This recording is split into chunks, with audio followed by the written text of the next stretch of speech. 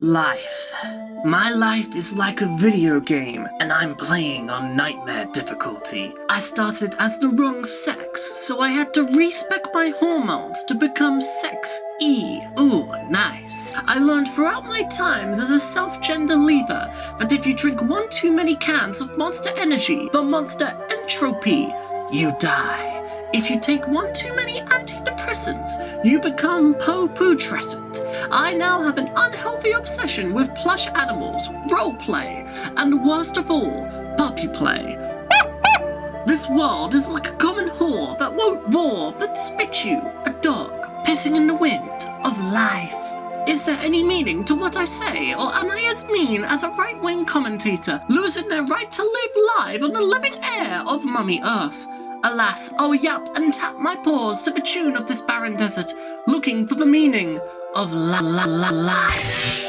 Hello everyone, welcome to The Hardsell, my new YouTube series where I recommend polarising experiences detailing their off-putting nature and why you may want to give them a chance. And in today's video, we'll be covering Xavier Renegade Angel. Xavier Renegade Angel is fucking weird. The show was released between 2007 and 2009 and aired on adultswim, the After Sisters network of Cartoon Network. I didn't catch it live as I would have been 4 when the first season was premiering, and while my parents were monsters, I don't think they would have been that sadistic. But I did find episode downloads on the high seas a few years back and binged the whole show in the space of a few hours. And let me tell you, I've wanted to talk about this show for years. While surrealist comedy can be found all over the place, there's truly nothing like Xavier. It is by far one of the ugliest, most insane and nonsensical shows I've ever seen in my life, and I fully understand what could be off-putting about that. Xavier talks in a very weird and disjointed fashion, making wild observations every few seconds. Such observations like, I'm a survivor. We're a dying breed. People, hurry! Get in the way! I'm committing vehicular manburger helper. Crying lady! I'll help you. I'm a feminist. I'll make sexism my bitch. The visuals look like an early PS2 game with extremely low texture quality and simplified models, and there's quite a few jokes throughout that have aged in unpleasant ways due to their racist and problematic nature. I distinctly remember showing a couple of my friends Season 1 Episode 5, and they found a particular punchline involving Middle Eastern cowboys incredibly insensitive, and I've tried showing my partner multiple episodes of Xavier, which she found to be, and I quote, I watch it and I feel nothing. Meow meow, fuck that.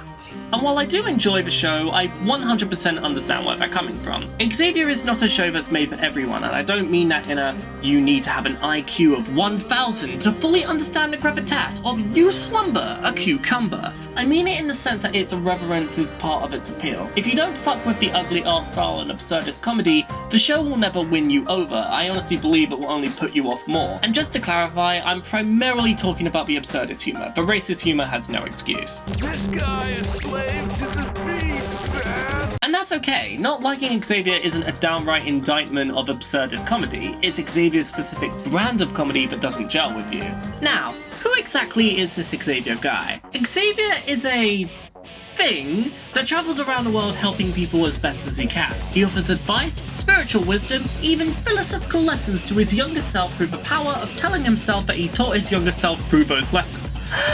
Based on these descriptions, you'd imagine Xavier to be a rather nice and inspiring individual, but unfortunately, he is anything but that. If you look on Villain's Wiki, you can take a browse for a section dedicated to his crimes, listed as oh my god, but much like Vast from Far Cry 3, Handsome Jack from Borderlands 2, and Johnny Get from the Saints Row series, Xavier's a terrible person who's incredibly fun to watch. His snake hand is a menace whenever it's involved in the plot. His actions in the name of helping people are insane and destructive. His actions can cause the difference between accidentally convincing someone to end their life to causing death to all things as we know and love, which happens far more than just once. This is a show where the protagonist is the rising tension, the reckoning brought down on an already nonsensical world made that much more insane. Xavier is the only main character I can think of who actively brings suffering and despair to this world, and would leave it a much better place if he just didn't get involved with his chaotic antics. One aspect of Xavier I don't feel like enough people talk about is how the absurdism of Xavier can venture into a surprisingly uncomfortable and incomprehensible form of horror. In an interview for Interview magazine, beloved actor and foot freak Bob Odenkirk once said, Comedy is tragedy plus timing, and I believe that through timing, horror and comedy are interlinked in how they utilize it. There's a good reason why you see so many comedy writers dip their toes into the horror scene like Jordan Peele and Zach Cregger. It's because comedy and horror have great interplay. A good comedy can dance on the lines between horror and comedy. Look no further than the horror of Mitchell and Webb's Peep Show, as you suffer through the looming dread of what dreadful thing Mark or Jeremy will do or say next. When it comes to how Xavier handles horror, the timing is deliberate in how abrupt it can be. Season 1 episode 9 is a commentary on religion and animal cruelty, criticising the bizarre lengths religion will go when trying to convert people. For a large majority of the episode, Xavier learns of a gorilla named Popo, and we watch her be manipulated in extreme ways by a pastor and his wife in the name of Christianity. There's humour to be found in the wild and wacky directions the episode goes, but it's mostly tragic, seeing an innocent gorilla being manipulated as a religious figure. After another dose of Xavier-branded insanity, the episode restarts and Xavier heads in a different direction. He's welcomed into a town by a group of random characters featured in prior episodes as they embrace him in for a hug. You think the episode's about to end, and then this happens. A distorted, unpleasant pitch note rings as Xavier is eaten alive, thrown into a pit of cannibalized Xaviers. A few more weird and unsettling visuals play out, and then the episode just ends. It's incredibly unsettling, made especially so by how the ending lulls you into a false sense of comfort, only to pull the rug from under you in extreme fashion. Now, with all of that said, why should you bother watching this niche, ugly, and incredibly off-putting show? I'd argue this.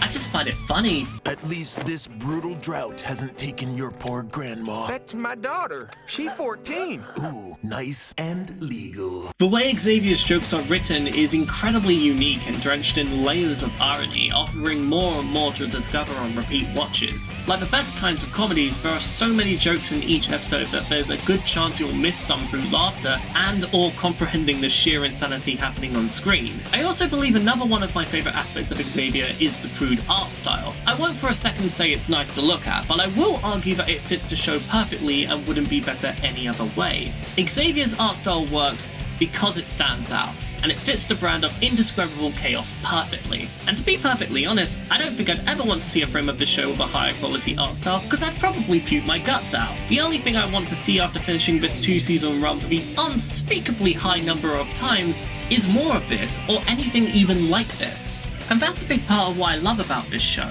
I feel like Xavier is beating me over the head with a shovel while I'm high on the strongest drugs known to man, and while that may sound incredibly unpleasant, there's something hilarious to be found in the insanity of this wild show. I implore you, if any detail of what I've mentioned interests you, try giving Xavier a shot. You might find a diamond in this strange, fucked up nightmare of a show. Thank you all for watching! I hope you enjoyed the debut episode of The Hard Sell. I had a lot of fun putting this video together, and I look forward to putting more together like this. If you yourself have a hard sell you'd like to recommend, be sure to share it in the comments below, and if you enjoyed the video, be sure to like and subscribe. Until next time, I'll see you in the future.